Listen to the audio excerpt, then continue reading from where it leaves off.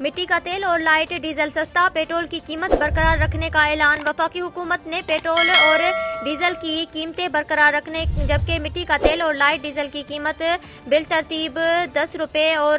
7 روپے 50 پیسے کم کر دی گئی ہے۔ اسلام آباد میں میڈیا بریفنگ میں وفاقی وزیر خزانہ اسحاق ڈار نے کہا کہ حکومت نے فیصلہ کیا ہے کہ ہائی اسپیڈ ڈیزل کی قیمت میں تبدیلی نہیں ہوگی اور اگلے 15 دن تک موجودہ قیمت 235 روپے 30 پیسے رہے گی، جو تقریباً 2 ماہ سے برقرار ہے۔ انہوں نے کہا کہ پیٹرول کی قیمت اس وقت 224 روپے 80 پیسے فی لیٹر ہے، اس میں بھی کوئی تبدیلی نہیں ہوگی اور اس طرح برقرار رہے گی۔ وزیر خزانہ اسحاق ڈار نے کہا تھا کہ 1 دسمبر سے 15 دسمبر تک پیٹرول اور ہائی اسپیڈ ڈیزل کی قیمت میں کوئی تبدیلی نہیں ہوگی۔ ان کا کہنا تھا کہ حکومت نے فیصلہ کیا ہے کہ مٹی کے تیل میں 10 روپے فی لیٹر کم کی جائے گی کیونکہ سردیاں شروع ہو چکی ہے اور یہ کم ترین آمدنی والے افراد، دیہاتوں اور